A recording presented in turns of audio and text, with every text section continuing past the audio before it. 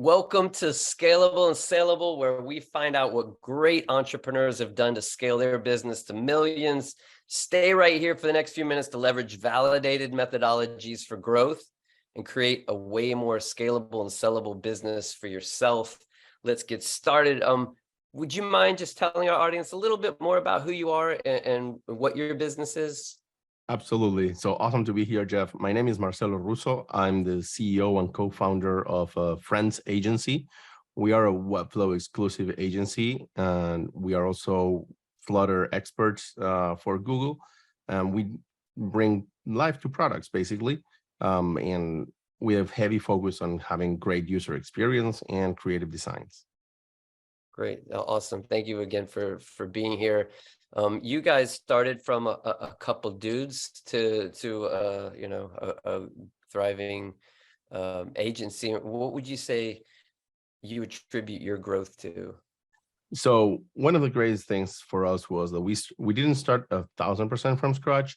I'm a CS grad. We had a very traditional staff augmentation model in the past. We hated doing products that were not beautiful. And when we started to think about how to bring about change and pivot our strategy, we looked at creative services as being one of these very good and beautiful differentiators. So when we pivoted our entire company to that, we managed to go and work and find customers that were really appreciative and understanding on the value that a good design brings to an end product. Got it. I'm sure you've learned a lot along the way over these last few years, and based off your past experiences, and you also work with lots of other different businesses, and based off of all those experiences and your own experiences, if you were coming into a brand new different business, what would be some of the first things that you think you'd look into to start doing to start growing that business? Well, I mean, it's a twofold answer for this. The first is, of course, know your market and know your space, because not all the spaces are created equal. For us, the Webflow space has a beautiful community and it's super engaging and helpful. So when we started, if I were to do it again, I would double down on community and being out there. The all now too famous Twitter handle of build in public. You can iterate and nurture yourself from the experience of someone else by sharing how you're going about your life, creating your company. And that has been fantastic. We've really found a really nice group that helps us when we need it, that becomes partners when we need staff augmentation for projects, or become really agencies that we can say, hey guys, this is a project that is not in our pipeline right now that we cannot take. Just take, please, you take it and make this client happy. Got it. So focus on community. And on the second part, it's like right now there's a huge amount of conversations regarding niching down. And it's interesting how sometimes we always think that niching down, the only way to niche down is to go into saying, I sell tires for bicycles that are for kids under 5 years old. It's like something super market specific. And we tend to forget that we can niche in technologies, we can niche on ways of executing projects or single standalone products. So be mindful of how are you niching, because you want to first get the ball rolling. You got to get your first projects, your first case studies, and all of that is going to be critical for beginning to get higher paying clients and more consistent work. Yeah, that's awesome. You get to observe lots of different businesses and see a little bit under the hood of what those different companies are doing that you guys help. What do you feel most small business owners do wrong?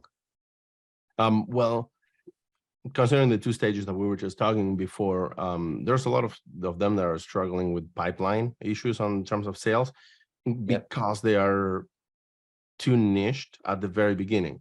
So let's say you're a person that really enjoys doing design for websites or logos, and you try to niche by saying you're only going to work on clients that do logos for companies in North Carolina that have more than 50 employees and work specifically in the hot yoga space. And sure, it's a perfect niche and a perfectly valid niche, but at the same time, you need to know that you may not have 25 clients that are ready to pay 50K for a logo. So the main mistake that I see is that they are not necessarily working towards honing their craft, they're working on honing their niche. So I would caution a lot about it. Good advice. I don't know if you're into reading or listening to audiobooks. Are there any books that you'd say was one of the more influential ones?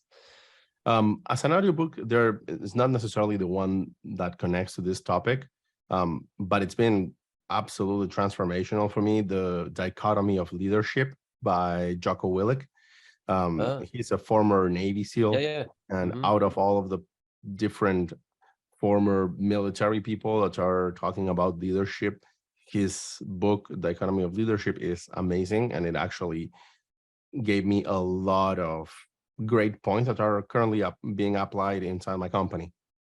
Could you might share one quick one that comes to mind? Yeah, for sure. I always have this one because I felt it was super, super significant. And unfortunately, I would love to say that I know more about the US military, but I'm going to try to recreate the story. So, Jocko, if you ever hear this, I'm very sorry if I butchered the story. He's sitting right over there. He's watching. He's listening in right now. He's going to He's jump got on his us. notepad. He took his notepad out. So, apparently the SEAL groups have particular patches that they put on their shoulders representing their group. And those in the years past, they tend to be whatever the group wanted. And from one time to the next, the military decided that that was not something that they wanted to do because it was increasing the risk of offending another nation when they are engaging in combat. So, or trying to avoid it. So the directive was like, hey, let's not do that. But apparently that activity for the group was really important and bonding to all have out in the field, something that represent that tight-knit group. So outside of the commanding in chief there, the person leading the group, the captain, was saying, hey, let's not do this, please, let's follow our rules. They went ahead and did it, and they were kind of like trying to hide it and working through that. Like I would put it on and take it off in different situations. And one day the captain sees the fact that they have the patch and says nothing.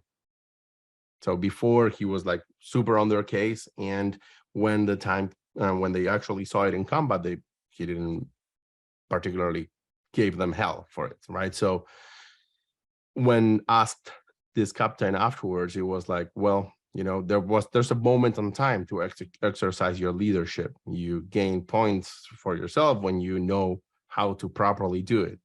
It's like when you're training, you try to get the training into their heads and make sure that that is going to stick enough to help them in the real situation, so they act on instinct rather than being thinking about it. But in this case, they were already in the field, they were already working through it. And if that is what they needed to keep the coherence in the group, I'm not the one that needs to take that away. I will vouch for the group and in this situation. So I felt like that exemplified very, very well the moment where you need to lead your team and train them versus how to basically surrender that power to the people that you've trained and allow them to exercise everything that they learned in the field, in the project with their clients. And then you'll have your debrief and then you'll talk about it. I'm looking over. He's Jocko's nodding his head. He gave it. All right, he's thumbs doing up. thumbs up. Awesome. Yeah, good work. He just left the room. Perfect. Yeah. If you could go back in time to when you first started out and just say one thing to younger you, what would you say? Do it sooner. Definitely, that's kind of like, when you say when is the best time to do something, it's like yesterday and today kind of Yeah, thing. yeah, yeah, Well, yeah. this is very much the same. When I started the business, I was taking it more of a side gig. We still wanted to do my full-time job and keep the almost untheoretical secure steady income. And down the line, and now looking back, it's like, gosh, I wasted so many years doubting myself as, can I lead a company? Can I talk to people? Can I engage and get a group of people to follow an idea and a vision. And the reality is that you just always have to be yourself, and that's more than plenty. Yeah, no, I like that, man. What questions should I be asking you that I haven't?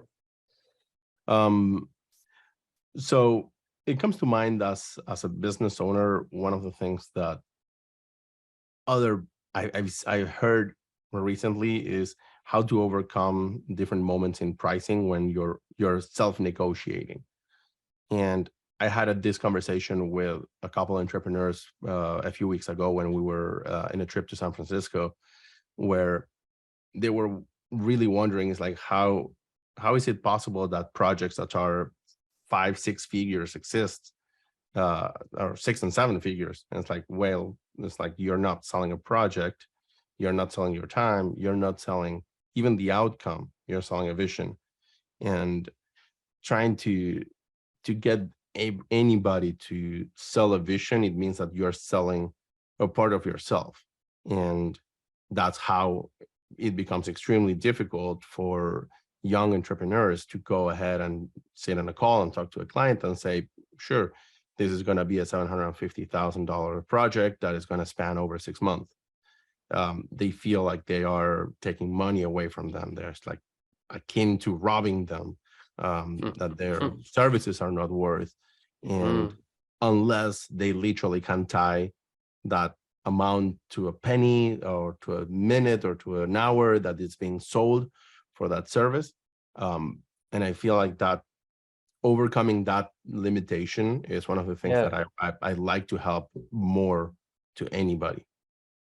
Wow. That yeah, that self-limiting belief is definitely a huge blockade keeping people from making way more. And that's such a good point that you brought up. I think when salespeople really believe in the value of what they're selling and that they're doing a favor by that person making that exchange in value, that it's going to be, a good thing for them, then it's like you could forget all the little whiz bang trickery for sales, because they just believe in it and they're just going to fight for it because they believe in it.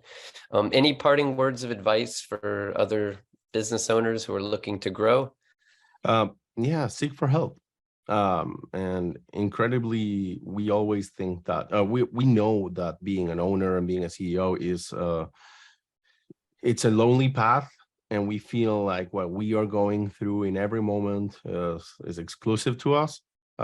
It's not. The reality is that the moment that you open up and you are vulnerable to a safe group of people around you, you'll find out that other business owners, other CEO are going through the same thing, are feeling similar feelings, have gone through similar situations.